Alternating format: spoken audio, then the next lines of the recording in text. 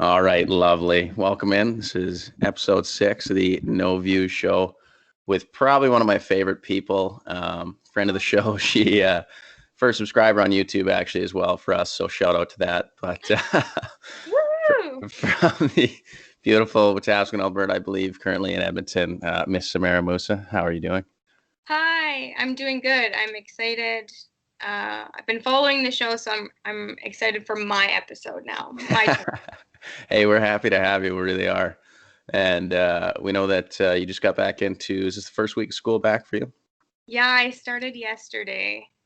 And what does that look like in the new age?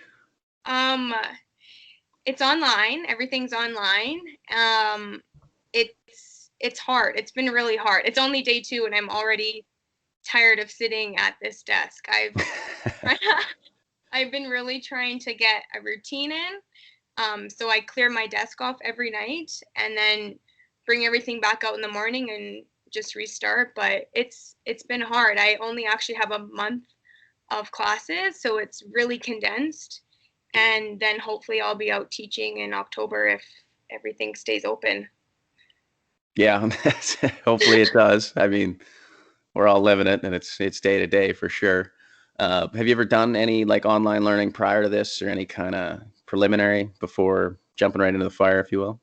Yeah, so in for spring class, I was supposed to be going on campus, and when everything shut down, that was turned to online, and it was basically Zoom every single day, Monday to Friday. And the first few days were rough just because the professor had never used online learning or Yeah. it was hard to get into it, and you kind of feel bad for these profs. They're really trying to like reach out to you, and I was probably one of the top three people that ever responded or like tried to really chime in because I mean it's my time and my effort, so I just tried to get out Yeah. of it what I could. But that was my first time doing online, so it kind of set the wave. But my professors this term seem to have it down pat. Like I think they've been practicing or planning because Hmm. they were sending emails out beginning of August, like ready to go. And Nice, I nice. was like, okay, so hopefully we can make it work. And it's every teacher is different. I have one prof that's like, show us your face, let's talk, and one that's like, no sound, no video. Really, like, there's no in between. And Yeah. yeah, just trying to navigate that. It is so strange, and it's funny because that's probably I mean, I've been removed from school for the first, I guess, what'll be coming up on 4 years now. Hmm. And to hear you even say that, like every prof's different, that was certainly easy to identify when you're in school because I mean, you get to learn them, especially if you're, in the same program or you're starting to get the same professors and you kind of understand who's doing what. But yeah, online, I mean, that creates a whole nother world of like, I mean, I can't imagine being the prof who's like, all right, sit down, shut up, write your notes, and this is going to be an hour of your life. Because, I'd probably be leaning towards something like this where it'd be like, hey, let's see a few of you, let's see who's engaged, and let's go from there. Yeah, it was very interesting because we all had our cameras on and ready to go, and he was like, everybody like cameras off, no sound. And it just really kind of set a barrier, and right away I was like, I'm really gonna need to try and pay attention here because even just having a professor's face showing, you can just kind of see them and it's easier to hear. But especially for me, I'm such a people person. I like thrive off of connections. After every first class, I would go up and introduce myself to my profs. Like Hmm. I'm that person that does that. So it's hard to build connections with profs this way. And I've been like, if we have like to do like group stuff and it's like who wants to speak, I'm always like, I'll do it because I really just kind of want to like take that light and try to get to know these profs and let them know that like I care still and like I'm trying my best. Yeah. So do you think that aids in your, not only like your learning process, but maybe feeling like a part of the class and a part of the progress? Yeah, absolutely. Feeling a part of it, but also just like when you can build those connections with your professors, they can kind of like take you more as like a person, not as so much a student Yes. number, Yes. especially at the U of A.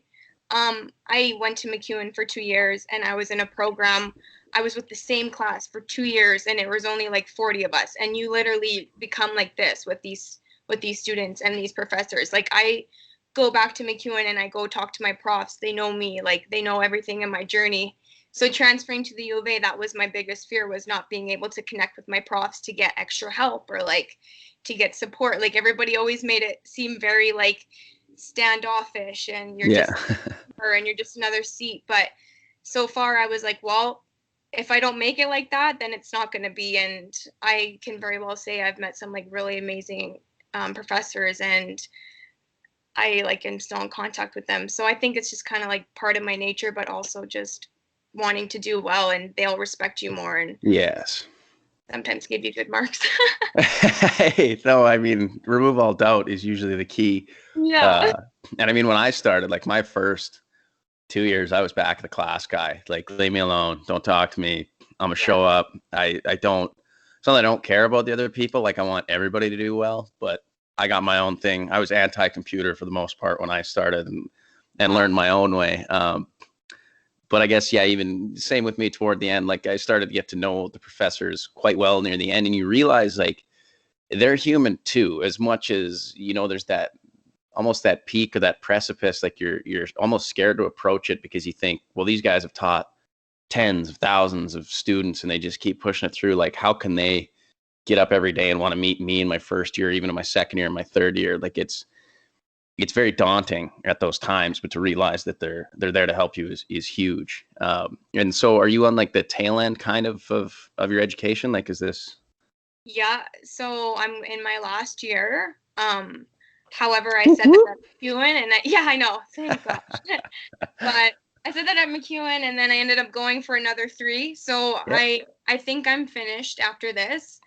That was kind of my goal coming out of high school, was just to get it done so that Yep. I'm only going to be 24 when I graduate. So, and that's young. Like I feel like I'm getting older, but I know it's young. So I'm It's the right happy attitude. the tail end. Do I feel prepared? No, but that's okay. Um, Yes. I'm just trying to learn as much as I can this last year to be like the best teacher that I can. And it's like scary, but it's also really exciting. So I'm excited for this last year. It's going to be hard. It's so hard, but I've done it for the last like 4. So what's one more? It's Yeah. okay. So Yeah. so so with teaching, so you're gonna be done coming up pretty quick. I guess this would be a kind of a great time to ask this.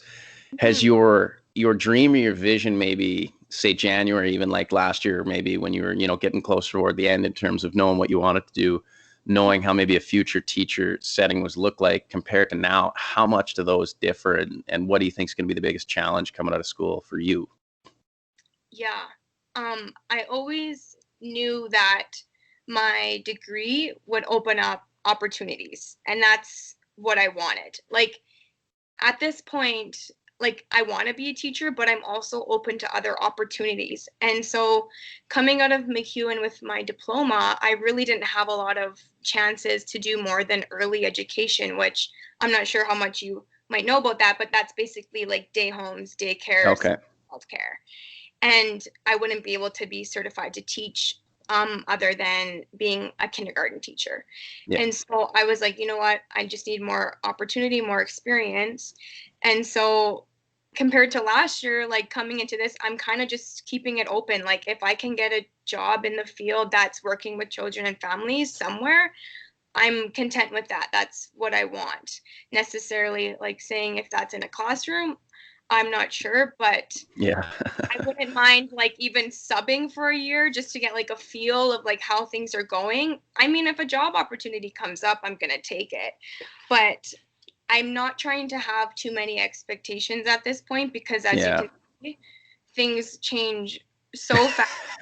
I was ready to go into my practicum in March, like, and then Yeah. Oh, geez. it was that Sunday morning we were all together, and that night every school's closed, and it was right there that everything got canceled, and it was like you're not getting a second chance. And so, as someone who really relied on that, I was quick to realize I got to start learning in other ways and not expecting everything to kind of go the way that it's planned, because but that's what teaching is. So it's Uh, definitely I pop. mean, but I wouldn't even say like, uh, I'm sorry, this is like a huge positive because just one, I'm getting fired up just hearing you talk.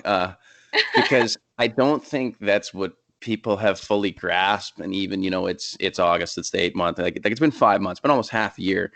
And there's still a lot of people struggling emotionally. Like I'm really trying to get away from the physical and the mental, not the mental as much and the physical, but I feel both aid each other. And I've talked about it a lot and how the little steps, really make changes, but emotionally to shift like that. And because basically what I'm hearing is you're saying like what you did was once things fell apart, you just kept finding ways to adapt, remain open, and keep doing those things. But I don't know if everybody has like that wherewithal. Oh, for sure. I think that's just instilled in like who I am. Everything that I had planned from March to August changed within hours. Like it was Yeah. like I was going to be in my practicum for a month, and then I was going to go back to my job that I've been working for 4 years, and then I was going to travel here for this time, and like everything was planned, and then within hours it was like it's changed. Nothing's happening that way, and I Hmm. immediately like went into like panic mode. But then I realized, well, what's that going to do? Like I'm just have to figure it out and see how it goes. And so I ended up providing private childcare for a family. Mom was a doctor, dad was a police officer. They needed care like immediately because daycare's closed, Yeah, and and they still got to go to work. they still got to go to work. They were frontline workers, and so I ended up helping them out for a few months, and then obviously didn't get to go back to my job because I work in childcare and daycare's closed. So I was just really trying to go with it and help people. Like I didn't want to stay inside, as bad as that sounds. No, no, I know the feeling. Like I did my part. Like I really did, but I also needed to get out just to help people. And so this family was awesome. I just went from my house to theirs and we made it work and I helped them out.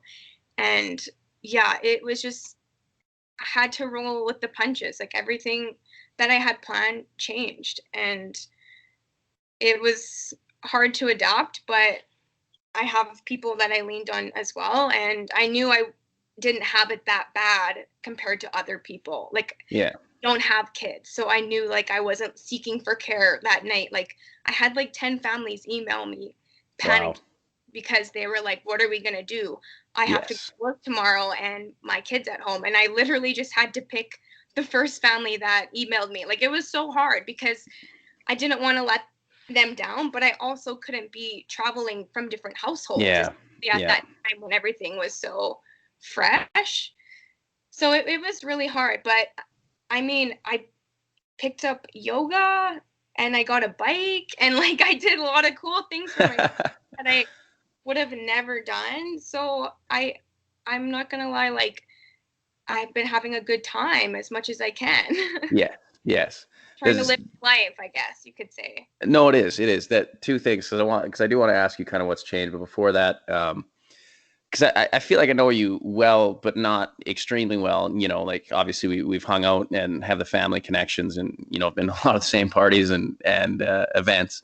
Um, but one thing that like I want to ask you specifically is where do you think that sense of helping, that sense of community, and putting those together with that drive, where do you think that comes from for you, especially at such a even I'm not that much older than you, but at such a young age, where do you think that stems from? Um, I mean, growing up and taking classes, and I think it's a lot of like mindset. Like I have a very positive mindset, whether I was like born with that positivity, I don't know. Like my dad is very positive. He's very adaptive, and I think I get a lot of that like character from him. But to be honest, like people and connections has kind of only been the one thing that I feel like I've been really good at. So, for example, growing up in school, like I wasn't the math student, like I wasn't the science student. I was like kind of better at English and social and like student council and like gym and like the other things. And I was like, I don't know how I'm going to get a career out of this because I was telling myself I wasn't good at things because I couldn't think mathematically or in a scientific Mm, way. And so I started babysitting, and like I literally told my bio 30 professor or teacher, I was like, you're amazing. You're so good. I can't learn this. It's not you, it's me. And I was like, but do you have any kids? Like, I'll babysit for you. And I used to babysit for her on the weekends because I was like, you're so awesome, but I just can't learn it. Like, it's not you, it's just me, but I love kids. And it was just kind of always something that I've been good at, is just people and connections and like that positive attitude. And like, I was on the volleyball team, I was the libero, but I was always the one that like brought the team back up. Like, I was really a team spirit. I won like, what was it, Student of the Year award? I don't even know how I got that, but like people obviously saw something in me that I didn't, and Yes. that's kind of been the reward of it all. But I think just, I also think, oh, see how I can talk forever.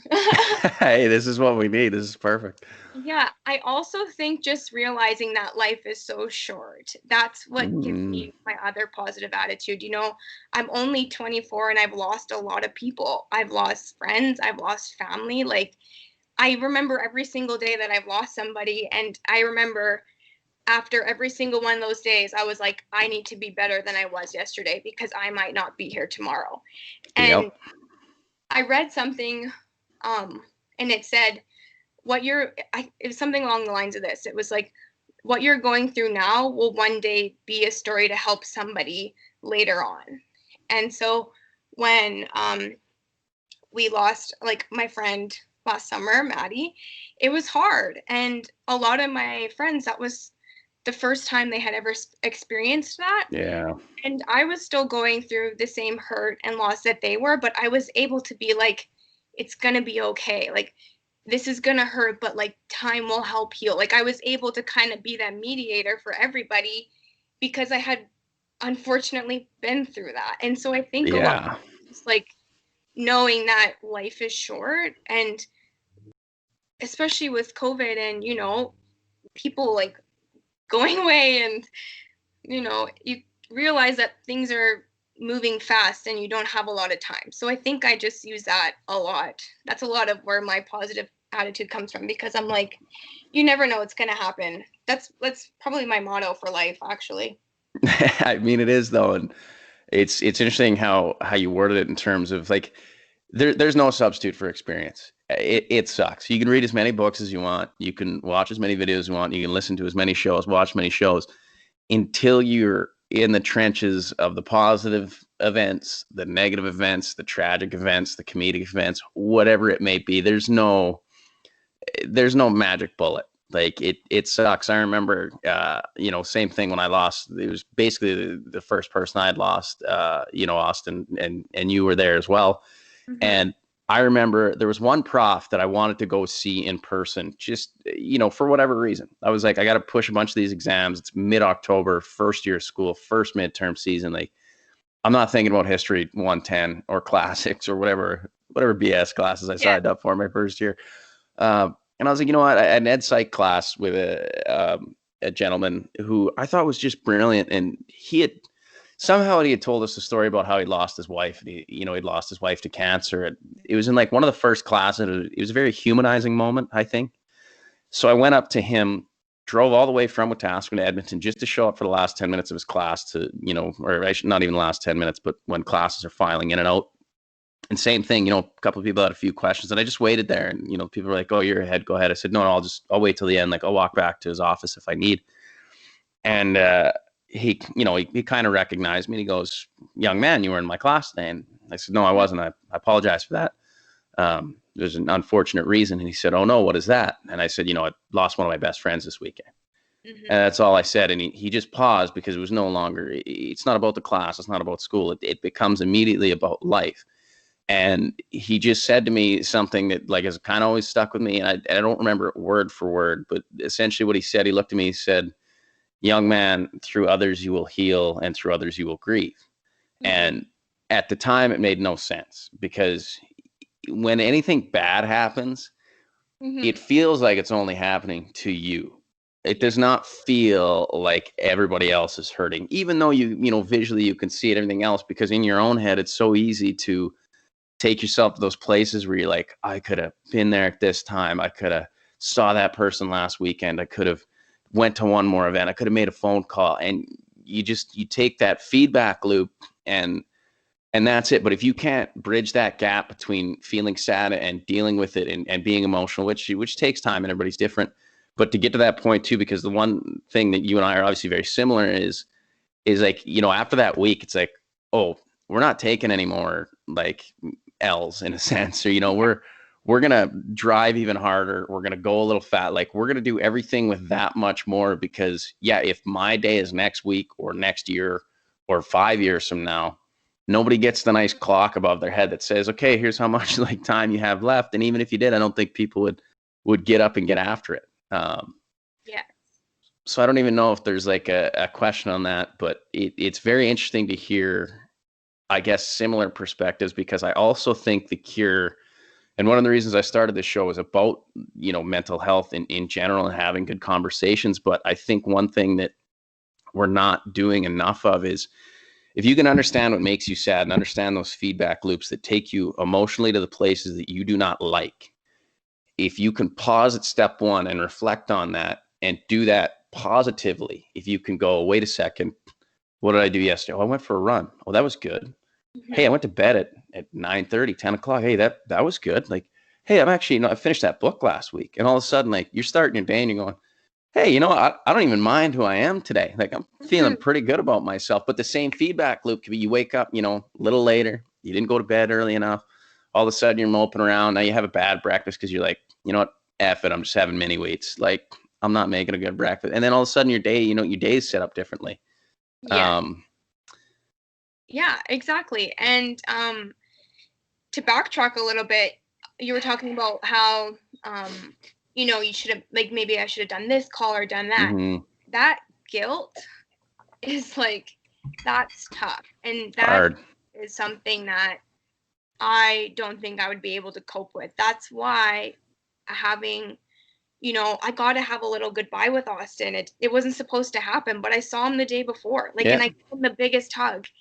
And I just kept thinking, I got something, but my brother didn't. And that guilt is like huge. And so I always think, if I can just tell the people that I love them, and like show to the people that mean the most to me, it doesn't have to be everybody, like just the people who generally check in on you, to let them know, like, hope you have a good day today. I always make an effort to text my friends like once a week, have a good week. Or like if they tell me something important, I'll try to remember to text them on that day and be like, good luck today. Like, it's honestly those small things, because huge. I don't think I could handle the guilt of, like, maybe having a falling out with somebody and it never made it through, and then they were gone, and not getting that, I'd really try to, like, not just to be like always positive and like happy and like connecting with my friends. And like, life happens, like it's not always perfect, and like there's fights and there's things that are going to go through, but it's like,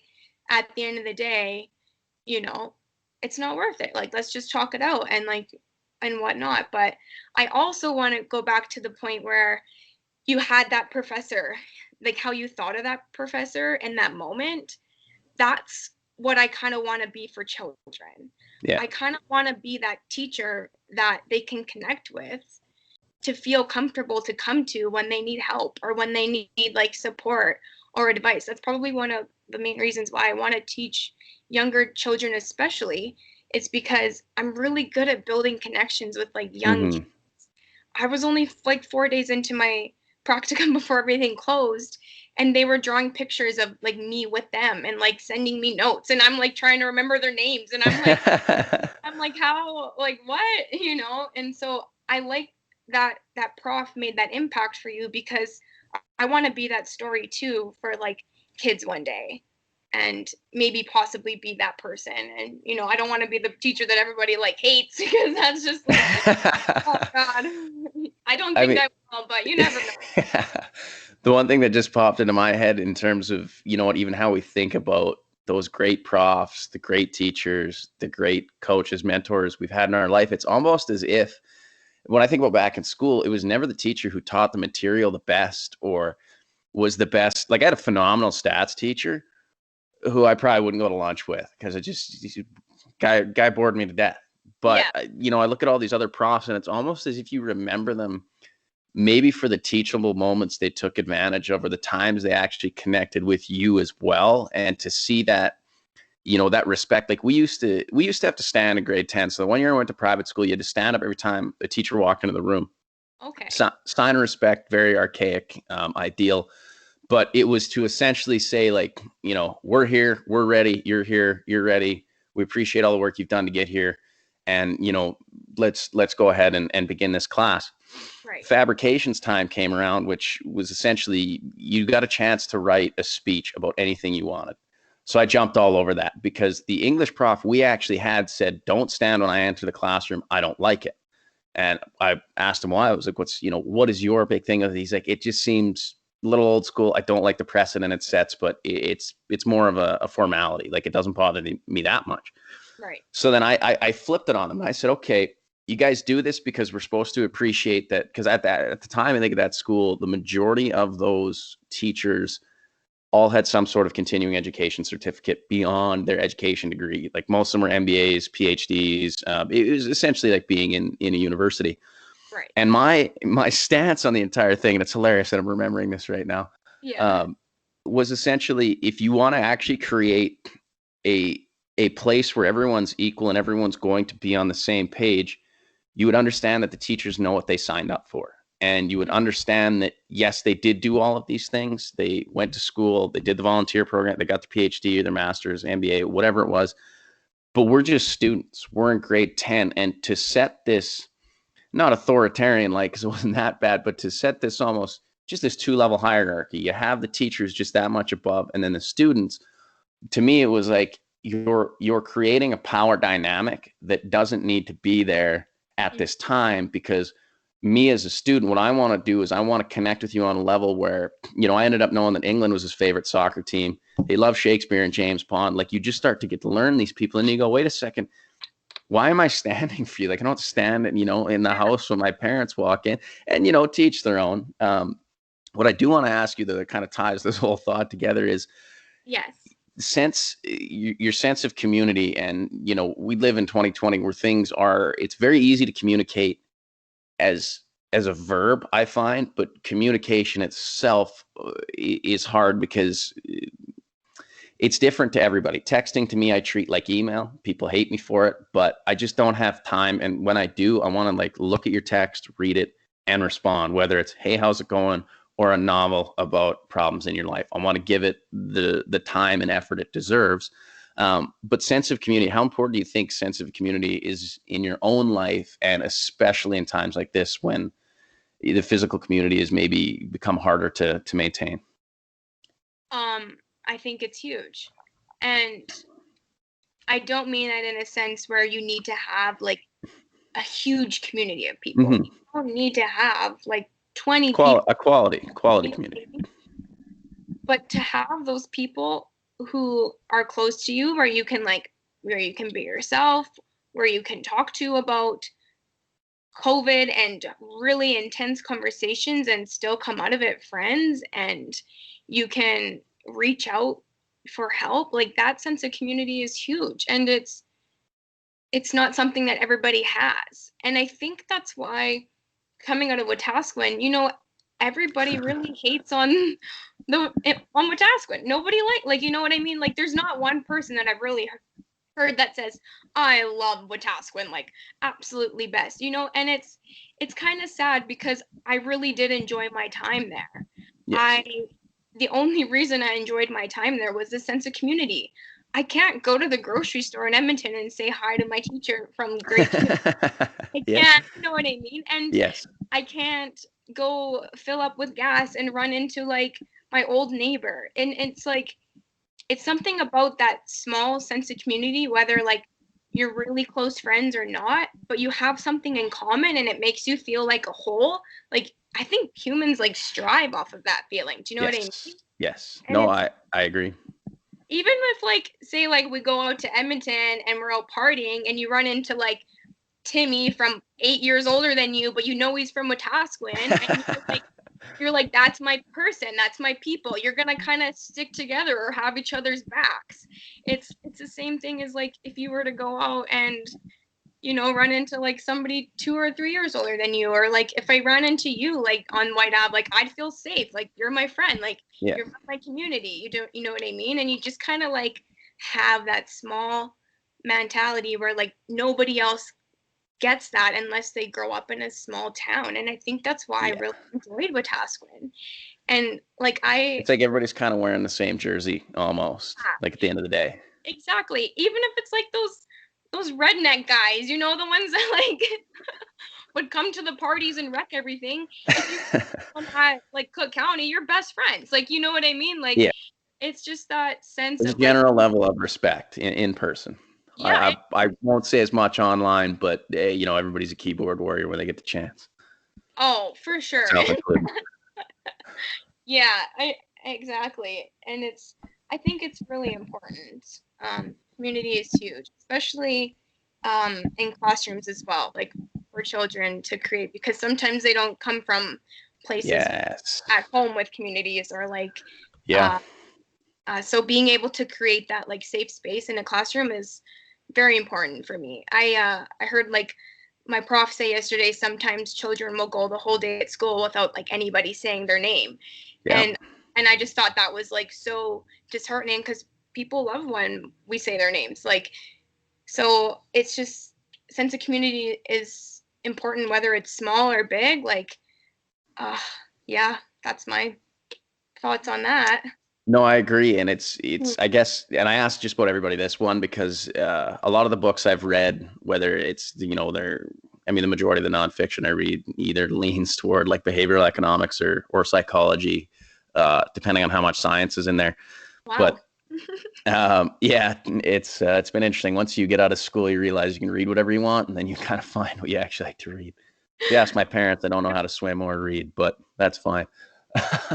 Anyway, uh, I love what it. what I've found is for me, I'm kind of the same way. I think I'm realizing I might be a little more, and this is going to sound hilarious to most, but a little more introverted, I think, than I was. Yeah. Um, One, it's because the program that I subscribe to can be very, very taxing mentally and emotionally and physically. Like if I'm going for a bike ride, it's going to be no less than an hour. If I'm going for a run, we're getting no less than half an hour to 45 at a certain pace. If I'm reading, if I'm going like there's just a certain level of commitment I take into most activities. Mm-hmm. Um, but anyway, in terms of this sense of community, I just what I'm always so curious to know from people is moving forward with the amount of tools we have and resources we have. I feel like we're taking a step back almost because it's that quality of communication that is so hard to find. It is I talk often about energy. Like I need to be able to give to you 100% of my energy and expect you to reciprocate in some way or match that level, because I think what we're living in is an era where everybody wants to be heard, right? Everybody is showing you what you think about on Instagram, what you think about on Twitter, what you think about on Facebook. But what we're not seeing is what people are doing about it and what people are trying to um, develop or start or create that either widens their community or they feel like they're at a place where they can pump other people up. Like one of the big things, I think is like if you're not all good to go inside, like mentally, emotionally, physically, it's very hard to help somebody else because you need to have that foundation set. But once you do that, and then you can help other people, well, you just help set up another foundation. Well, now that's two becomes four becomes eight, and before you know it, it is that, I don't want to call it, well, let's call it the Wetaskiwin feeling. Might as well flip the positivity script on Wetaskiwin too. But It's like that even domino effect. yeah, and even take Wetaskiwin for example. People call it the wonk, right? Yeah. I started calling it the win because Wetaskiwin's at the end of, or Win is at the end of Wetaskiwin, and people call Sherwood Park the Park, St. Albert the Burt, or St. A. Like there's always some sort of nickname. And I saw a post from our mayor, I think it was probably 2 years ago now, where he said one of the biggest things and why people don't think that we're that great is because all we do is rag on ourselves. And then when we meet other people from other communities, they have no other option but to think that that place sucks. And I thought, well, let's just flip the name to start with. Let's go with the win instead of the wonk. And I mean, this is Like, where mostly did the COVID, wonk but come from? Like, I don't even know. you know what? That's a great question.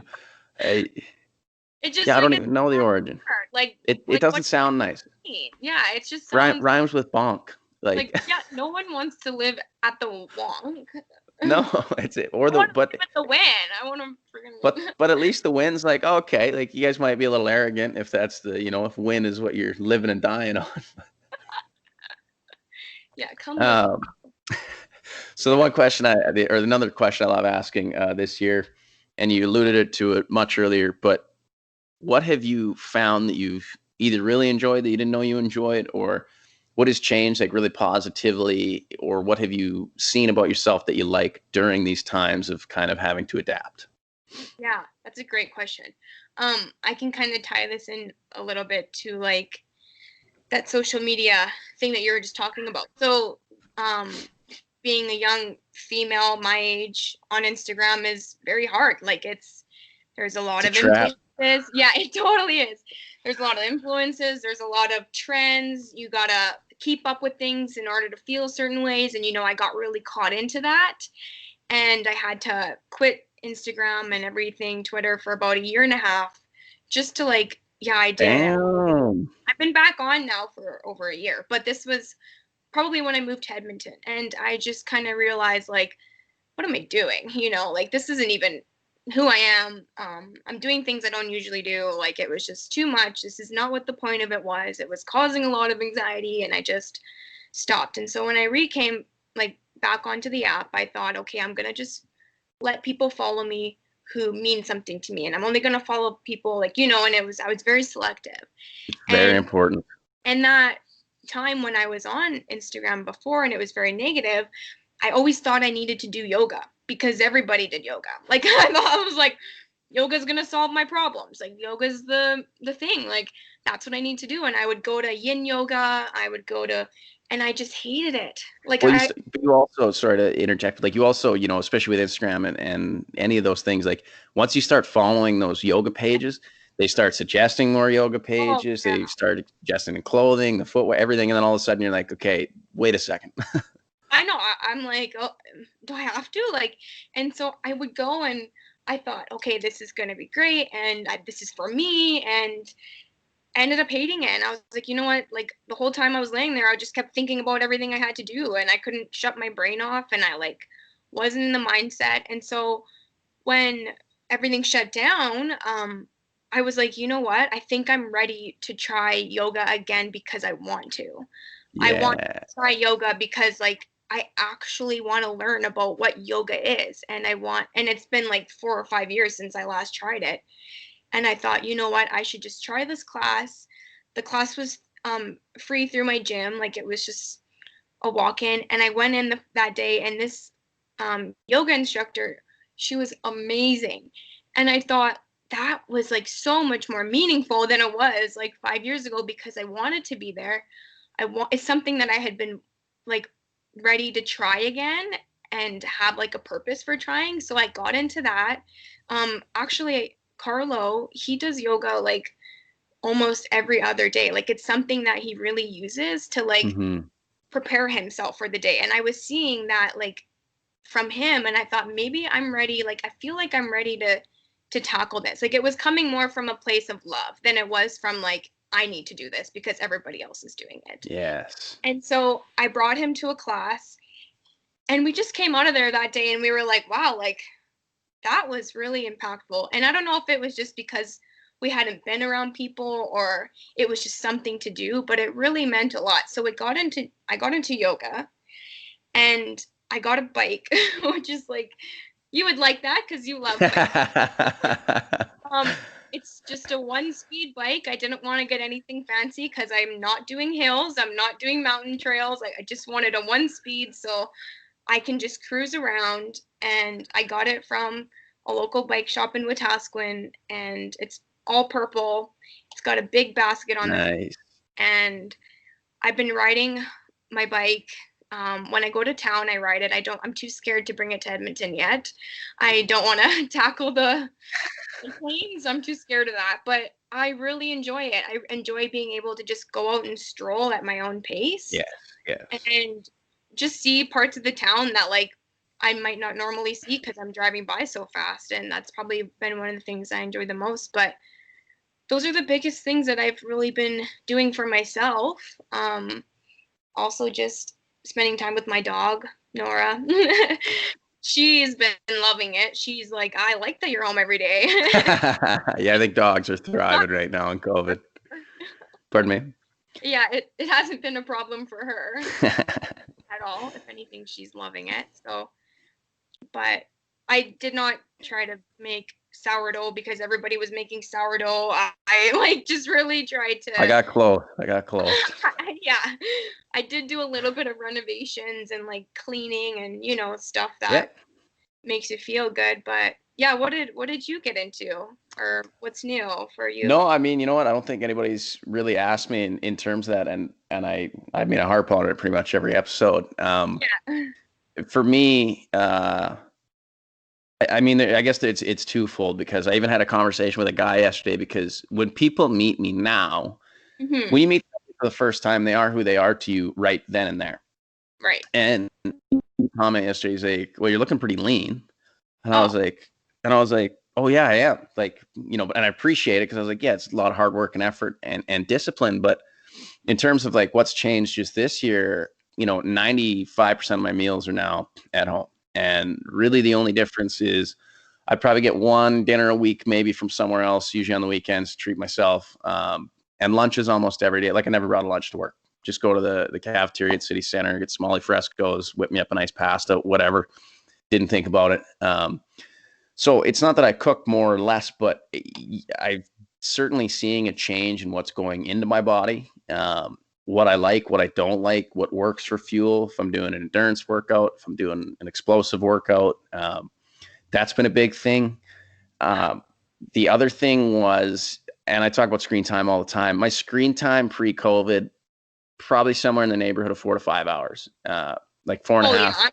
I'm 7 for sure. Like Yeah, it's and so my screen time, like, last month pops up and I'm running close to 7.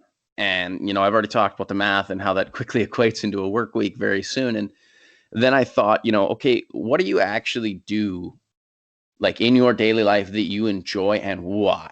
So if we take biking, for example, yes. it's hard. It's hard as fuck. Oh Like yeah. it was windy today. There's no more humbling feeling than trying to ride down into a 25-kilometer-hour wind. Oh You my. feel like you've never ran before. You feel like you've never picked up a weight. All of a sudden, you're like, "Am I terrible at this? Like, I must be terrible because this sucks." On the flip side, you turn around, you head downwind 25 kilometers an hour, and you're like, "Okay, put me on the tour because I'm obviously the sickest cyclist in Edmonton right now." Yeah, I'm Like when gonna. you're, like when I'm keeping up with traffic at like 50, 55 plus, and I'm like, "Oh yeah, this is sweet." But then also when you fall at like 35 kilometers an hour, you're like, "Oh, that sucks." Um, but the biggest thing I think for me was, and I talked about this. I'm not right on a lot of things, but sometimes I am in terms of predictions. My mom and I had a great conversation, maybe 2 or 3 weeks in, when we thought, okay, what if this goes on for a long time? What's going to happen? And I Hmm. said, what you're going to see, Mom, out of my generation is it's going to be the first time in our lifetime where we're going to have to take a long, hard look at ourselves in the mirror, Oh yeah. and for better or for worse. But you're now going to have to go and you're going to have to think about, why was I so comfortable with how things were that I'm having trouble adapting to right now? Yeah. And if you can strip away the physical components, because man, if they open the gyms wide open tomorrow, I'd be in there for 3 hours just throwing weights around, hop in the pool, hop in the hot tub. Like that was my sanctuary. It was 2 hours a day, almost every day, including travel time. Like just gone. Same Yeah. thing, you talk to those few people at the gym, the ex professor I love there, like just everything. So all of a sudden that's gone. Sports are gone. All these things that used to take up my time or distract me or I thought were bettering my life, whether or not they were, I had to basically put into a list and say, okay, here's what it used to look like. And then go, well, what does it look like now, to the point where I got a yoga mat, two 20-pound dumbbells, a folding chair, and I basically pick 10 exercises, do 100 reps each in sets of 10 preferably, and just try and get them done. So maybe I'll go for like a 20-minute run, come back in and do them, or like a half-hour bike ride, come in and do them, or just, go jump some rope and do them. So for me, what I found the biggest positive change is the emotions associated with why I enjoyed those activities needed to be put on to other activities, whether it was golfing or cycling or running, going home. Like I've probably seen my mom more this year than I have in a while. And we saw each other a bunch already. Yes. But like going back to Wetaskiwin feels, one, like stepping back in time. It almost feels like things are normal in a small town because you can walk into a drugstore and not go, oh my God, where's my mask? Yeah. But again, to each their own, and I'm all for it in terms of, helping the greater good. The exact same way. I honestly feel the same way. Like I just want people to be comfortable. Yeah, we spent so much time in Wetaskiwin the last like month in August, and it was just like such a privilege to just walk out and not see masks, and and like just to have a sliver of like normal life, what it used to be before. It almost feels like a feeling, less anxious community. Yeah, it was just like I was like, I feel guilty for like feeling like so happy that nobody's like wearing their mask, but it just kind of feels normal, you know what I mean? And those emotions were huge. And like we talked about, right? Like it's to each their own in terms of what you want to do. And like I'm fine with getting like I live in Edmonton. I'm fine with getting behind it. But yeah, I was at the grocery store yesterday and I had a handful of garbage and I already had my mask on, and the mask I was using that day was a camo buff I have. So I got the camo buff up to here, got my shades on, and I got like a fistful of garbage. Yeah. And I'm going to the garbage can, but I'm also giving the lady ahead of me like 10, 15 feet. Because it's like, I'll just wait till she's done throwing away her trash. And it, like almost a bit of an interesting moment. And I have no idea what she was thinking about, but I can tell you what I was thinking about, because we're like this, and I can see her through the reflection of the glass on like the mirror on the outside of the thing. And it was almost like I wasn't sure if she was taking a little bit more time because she was confused as to why she was behind me, or even for her, like it almost looked like she saw a man in a mask with like a balled up fist behind her and going, this is not good. Like this is a dangerous. And then almost as if she turned and went away so casually, where she was like, oh no, that's just his mask. Right. Yeah. Because I was thinking the same way. Like, when I throw garbage out, especially if it isn't that much, it's a flyby, like, just, in and out. And she like set it in, kind of stood up and looked, and like we made eye contact through the glass. And I was like, yeah, I don't know. This is what we're living in right now. Like this is the movie we're a part of. Yeah. And it's like, and those steps that you took, like just kind of shows like who you are as a person. Cause I'm also the same way. Like, yeah, I have my views and my points, but I don't know what anybody else is thinking. I don't know if the person in front of me is going to turn around and start yelling at me for not staying away, or if they're going to be like, it's fine, go ahead. Like, it's fine. It's all whatever. And so it's like COVID roulette. Yeah. And I think the fact that like we're even considering other people's thoughts shows that like we're just trying to navigate and still care for other people, whether we're making the right steps or not. It's like, I'm like, you're just, that generosity, it's still there. And it's so hard to feel that right now, because I feel like everybody wants to stay away from me.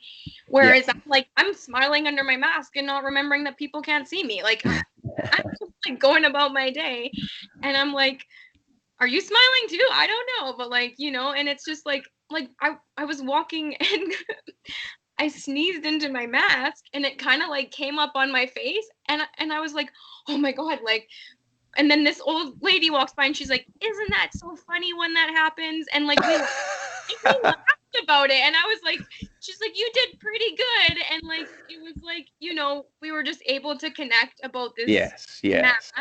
And it was just like, it was just funny, and we're all trying to like navigate this. Yeah. It makes you feel hopeful, for sure. It does. And I think, yeah, just like being thoughtful of others no matter what has like kind of been my approach to things, because like nobody cares what I think anyway. And like, I mean, you know what I mean? Like nobody's out there. No, it's true, but that's also like not to, but it's, it's a tough, I do, but it's a tough sentiment. And this is why I want to change that.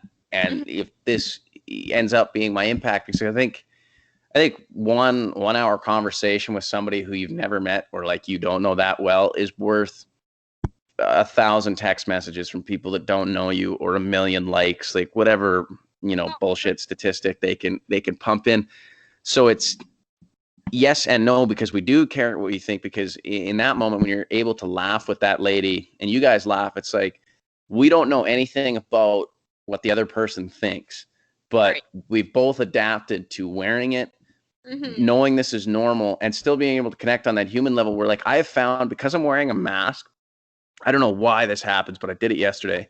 There was like some sort of little prop stand of like chips at the end of the aisle. So there was maybe room for like one person to get through just at the start of the aisle. Right. And I was standing basically blocking the lane. And I saw this lady and I was like, oh, okay, I should. So I took a half step back. So I got out of the way. And she walked through and she said, thank you. And all of a sudden I forgot how to talk. Oh, I kind of nodded my head and let her go by. And I thought, you probably should have said you're welcome or something, or acknowledged that interaction. But because I had the mask up, I'm so used to in those moments when I have something covering my face, like whether it's snowboarding or being on my bike or a cold run, like it was not natural to feel like, oh, you're welcome, half smile. I almost just watched her go by. I thought to yeah. myself, like, oh, Like a exactly. I was like, you still need to know, or you still need to adapt a little bit, because this is normal. This is comfortable. It's just different. yeah. Yeah, and that's probably my biggest worry going into my practicum, understanding that schools there's mandatory masks. Mm-hmm. As an educator, is how am I going to connect with these kids if they can't see half of my face? How am I going to Yeah, these it's relationships? scary. It's scary because Yeah. I mean, I think we're, because we live in the age of information, and this is like, I'm a meathead, so if anybody does listen to this is not advice by any means, but there's probably a study somewhere out there for everything you've ever believed in, whether it's right or wrong. And I think what we're starting to forget a little bit of is like, there are some things that have never changed. People operate better with communication where you can see somebody's face, you make eye contact, you can see people's emotional reactions. Louis C.K. talked about, and this was 2 or 3 years ago, if not earlier than that, and he was on a late night talk show, and he talked about, being able to bully a kid from your own home. Yeah. And the issue not being the fact that you can get to somebody in an unsafe space.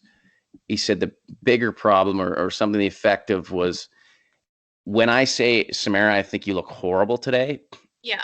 I'm going to see your reaction. I'm going to see that you don't like it, unless you're having a bad day, or, you're like, yeah, it's tough night last night.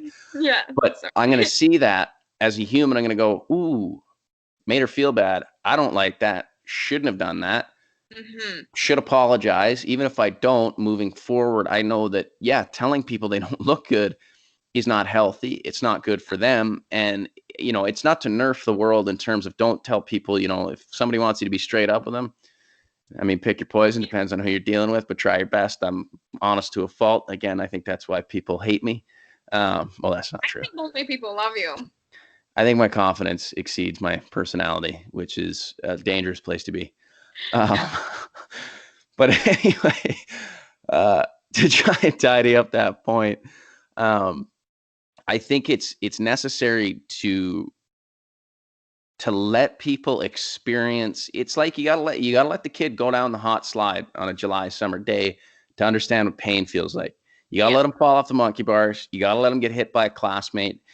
And if we can build those relationships back up, especially at the ground level, like with what you're going into, and there is a question I want to ask you on that, but Hmm. I think we're going to need, no matter how this moves forward, either use the technologies we have better to create a more human experience, which I don't think will happen, because I think technology will pass us by, Right. where things like, where nostalgic experiences will become normal. And I think we're already beginning to see that, where it's like, hey, come to our fair, or come to, the coffee market, or go to the farmer's market, like, go to these things that you can't plug into. Like, you have to show up, you have to be there in person.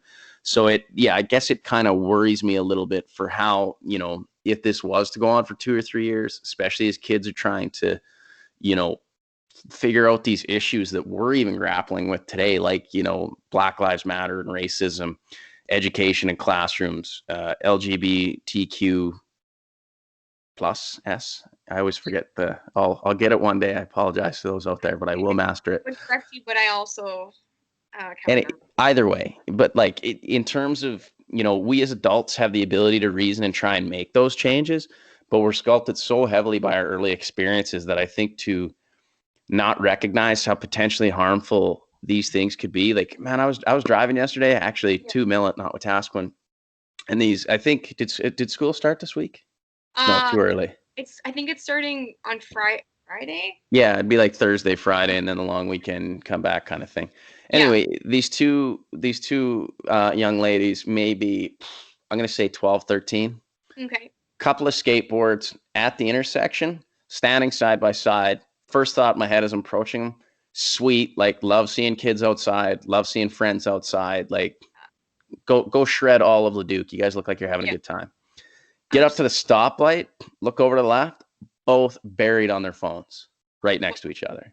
And Mm-hmm. I'm like, damn, like, can't you just absorb the sunlight, absorb the beauty around you, just be where your feet are, like just chill, just Oh, chill. You can get back to all that stuff later, but Alex, just it's enjoy the moment. it's happening and it's real and it's scary. I have experience working in it was a grade 1 class and I was outside at recess on supervision and there would be kids with their phones at recess. This is K to 6. Just they're on their phones. They're not like cuz kids have phones now in elementary Yeah, school. yeah. Um they weren't playing. They weren't using the equipment. They didn't grab a soccer ball. And I was just flabbergasted. I thought, oh my God, if this was me, I'm racing to the swings. Like that's what I did when I was that age. And there was one educator that was pretty fired up about it, which is like fair. I think we were all kind of like, what's happening here? There's Yes. a fresh playground. Like this looks so fun. He went over and was like, we're all going to play a game. Like he was like, come on, like let's they almost just needed somebody to like show them how to play, which is really sad to say, but it's happening. Like there's a lot of kids Yep. who are becoming so into that technology world and it's not really their fault. Like it's kind of just how things No, are. that's the tough paradox of, That's how and much do you give them and when? yeah, exactly. And it's hard to see. And for example, I was with a friend and their child saw their friend across the street and they were like, hey, that's my friend or whatever. And we're like, oh, should we go over? Like, do you want to go say hi? And they were like, no, like I'll just text them or like, and I was like, Whoa. right there, like let's go talk to them. In real life. Just friends online. It's just my video game friend, And I was just like, kids are struggling with interaction. Like they are struggling with Yes. socially interacting with each other outside of their devices because behind that screen they can be whoever they want to be. Yeah, at And such a so, young age. and it's funny that you saw two girls with a skateboard because I was just going off the other day about how nobody skateboards anymore. I'm like, where did skateboards go? Well, they were longboards or Yeah, like the okay. cruiser boards. And sorry, I'm just speaking on behalf of the No, skateboarders who are like, they're like, that's not skateboarding. Get off your longboard, get off your cruiser board. We skateboard, yeah. you guys longboard. Well, it's so funny, but I've been going to the skate park in Wetaskiwin with my bike with Carlo, and we've been doing the ramps and stuff because there's nobody there. Like they're Yep. empty. And when the kids do come, they're all on scooters now. It's Scooters. Scoot Scooterville. And gang. I didn't want to say anything because I wanted to see if that's what you're gonna say. I'm like, where's the skateboards? Like nobody's falling or like. Skateboarding's hard. That's Skateboarding why is it's hard. hard. I I thought even, you know what? I actually, speaking of COVID, my brother was like, "You actually want to try and skateboard?" I was like, "Yeah." He gave me a blind deck, sweet looking deck. He's like, wow. "Have at her." Strapped up my Vans. It would have been like mid-April. Went over to the Commonwealth parking lot, and I was like, "You're not leaving here for at least 45 minutes. Like, Yeah. I don't care if you sit here and mope as a 25-year-old dude. Yeah. Like, try and make it from light post to light post." And like I tried to ollie off, a 8-inch curb, right? And I was like, yeah, I could see the fun in this. I could see, but I was like, the time, the effort, the balance. I was like, that's why when you see somebody kickflip or somebody grind, like you take it aback. You know that's tough. Yeah, and a lot of like kids kind of want that easy route. They want to do like, what everybody else is doing. It's something not too hard. And I was panicking. I'm like, I got to bring skateboarding back. I'm like, I got to get a skateboard. We got to start skateboarding. Like, we got to get kids outside. And, it's just things are different, and children are different now than they were years ago. And it's blowing my mind. And I'm just trying to like stay positive and know that like when they come to my class, like they're going to be interacting, and they're also Yeah. going to be able to use technology. I'm going to try and make a balance because I want them to enjoy it, but I also know how much they will thrive off of interaction and collaboration. The human experience. Yeah. Absolutely. And it's like just kids talking to each other nowadays is like tough, and it's just different world. And so this is perfect, because what I wanted to ask you, especially as you move forward, first of all, in terms of what age, just so I can kind of complete this question, what age do you like? What's your dream scenario for teaching? Kindergarten. Okay, kindergarten. Or So, okay, so let's take yourself to 30. Let's say 6 years from now. What does your dream? Obviously, not inclusive of things changing in terms of technology, and let's just say with what you have now, if they said, "Look, we're just going to pause more or less all innovation," what would your classroom look like with that kind of experience, or that 6 years? Like, where do you see that dream classroom right now? No desks. Really? Yeah. I don't want single desks. I don't think, from personal experience and philosophy, No, absolutely. like it's just not for who I am. I want it to be interactive. I want it to be collaborative. I see like bean bags. I see like spinny chairs. I see essential oils drifting in the air. Like I want it to be calming, inviting. I want to know my shit. Like I want to be able to teach really well and confident. I know that's not going to come within the first few years, but I can't wait until I have that foundation. I just want it to be like a positive space where children can feel safe, that they can come to, whether that's next year or in 30 years or when I'm 30 or whatever. I don't know. How all many the years? above, all the above. If I'm teaching for that long, I don't know. Like there's a thing called burnout for teachers, and I'm just trying to like avoid that. I want to just go in with being able to manage my stress and be the best that I can for these kids, whether that's next year and however many years. But I would love to have a classroom that reflects just even like a home environment, if you could say, like neutral tones. I don't want bulletin board galore. Like I want it to be representative. You're creating, sorry, but what you're trying to create is a space that is inviting, by the sounds of it, for everybody, in the sense that if you can't get this anywhere else, one place you can come and be yourself. And even what's a kindergarten age? 7, 8? 5. 5. Yeah, there you go. Right, where they can come and it's like, hey, we're all friends here. We're this little community. Like, the other question I want to ask you is a little tougher at 5, but what's the feeling you want those students to leave your classroom with every day? That they're important, that they're valued. I have an image of the child that I've developed over the last few years, and that reflects my belief that children, no matter what age, are capable, competent citizens and individuals in society. I literally see them as like these mini like citizens who have a voice, who have the right to be safe, who have certain rights. Like I don't necessarily view them as a young child who doesn't know anything. Like I know they know things. I know they have had experiences at 5. I know they've seen things, and I know they've done things. And so I want to build a classroom that says, hey, bring those things in here, and like, let's all learn off of each other. And let's like, that's how children learn, is through play and interaction. Yes. When they are given the opportunity to kind of take that lead, they can go into conversations that maybe I wouldn't be able to navigate or propose to them. And so, did that answer the question? I can't even remember what the question No, was. it did. It did. Yeah. It's essentially, how do you want them to feel, right? And that's, I mean, yeah. And I mean, if you're already developing like a children's profile, right? And like preparation is huge in anything, and just already having that wherewithal before we even go into it, like that's that's what makes me happy in general. Like, I don't know how to say it. Like, that's the beauty of asking these questions and wondering what people like really want, I guess. Yeah, you gotta, I think like that image is what makes me keep going because I can see the children this way and they just kind of need somebody to believe in them. So I would want them to feel important, like safe, capable. I would want them to feel like they have a purpose as well. Like yeah, I'm not gonna like every kid. I'm gonna be honest. There might be that one kid that I might not like, but I don't care. I'll fake it. Like, I gotta just be the person they need to be because Well, you just give them an honest shot, really. you have to. Absolutely. I never go into a classroom with labels. That's like one of the biggest Yeah. things that make me really angry. I have been in classrooms where right off the bat a teacher's like, okay, so this so and so gotta watch out for. This so and so, this is this. And it's like you're labeling them. You're not giving them a chance. It's You not know? even a label. You're already putting them in a Oh, box. yes.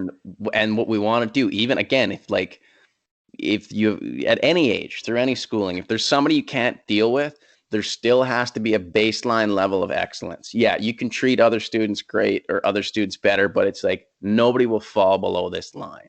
Yeah, and when you have like those negative labels and feelings, they can feel that. Kids are smart. They know that you don't, Yes. you know? Yes. And so it's like, yeah, I might not always get along with the child, but you know what? We're going to work really hard and I'm going to provide that child with everything that they need so that they like coming to school. They like coming to my classroom. They're going to want to come back, and that's where I'm at right now with like my philosophy and everything in terms of like being an educator. It's so much more to me than just going and teaching a curriculum. Like that's literally the last thing on my list. My main thing is wanting to build these relationships because as soon as I can do that, I can teach them anything and they'll be willing to listen. I feel like it's mutual respect, no matter how old they are. Yeah. They're not going to listen to anybody they don't like. So you, That's true. I mean, you can even see it like literally behind you. I can see all the places you'll go by Dr. Seuss. Always a classic. Are those all children's books on that oh, little shelf? yes, I have so many. I have that one.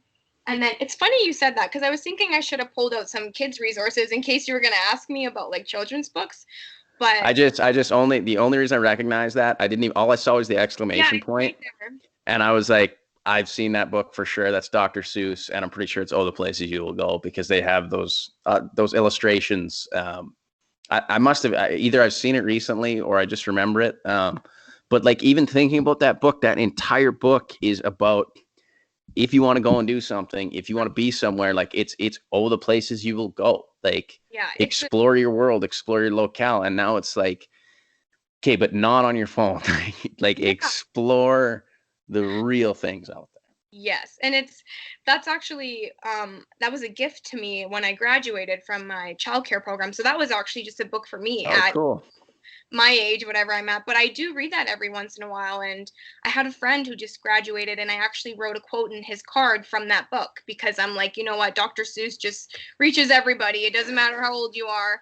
Like, it's so Nothing like a good sentimental. rhyme scheme. Yeah, yeah, exactly. Like, he's always so good to bring back. But yeah, that was one of the one things I wanted to do when I got into education was start building up a really good book library. So I have quite Yes. a bit because Nice.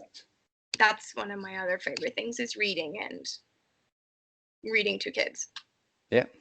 Yeah. Okay, so this is probably one of my favorite parts because usually kind of where I wrap it up. But what I like to wrap it up with is Mhm. probably one of my favorite questions. But if there is one idea or one thought or even a few thoughts, and again, take as short or as long as you want on this, if Mhm. you could leave everybody who gets a chance to listen to this, whether it's one person or a million people, what is the one thing you would tell them today as Samara Moussa? Um, to always look out for yourself.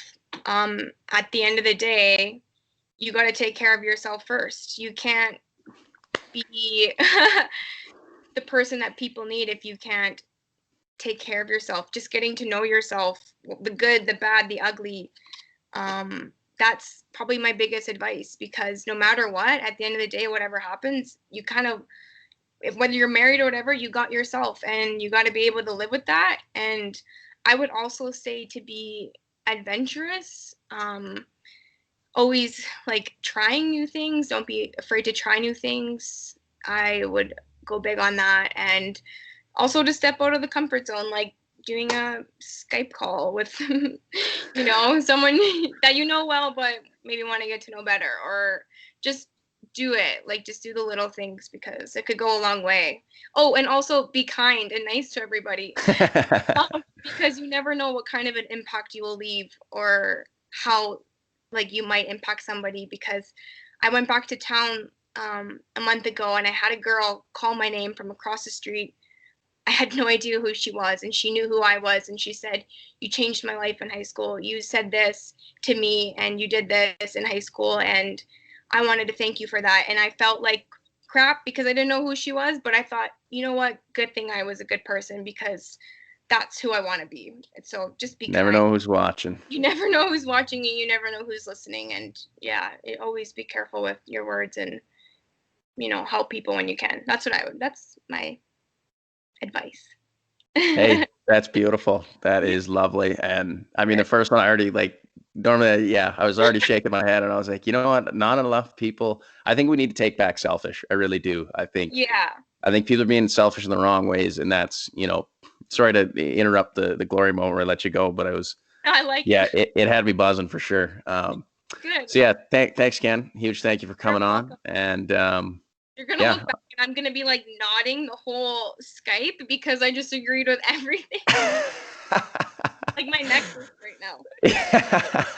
No, Oh that's god. good. That means it's a good time. And I don't know. I just want to create this platform where people can, whether they're joyous about it, irate, hopeful, whatever that emotion is. I just want to give people the chance to let it all out. So yeah, I appreciate you sharing all your thoughts.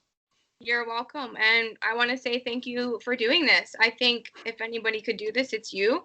And whether it stays at no views or becomes a million, I don't know, but it's what a better way to connect and like reach out to people, and sticking behind kind of what you're believing in. If you Yes. want to see that kind of change and stay connected, why not do something about it? And so that's very inspiring. So you're welcome, and thank you. Appreciate it. Okay, stick around pre-show here or post-show, pardon me, but gonna hit stop recording here. Yes.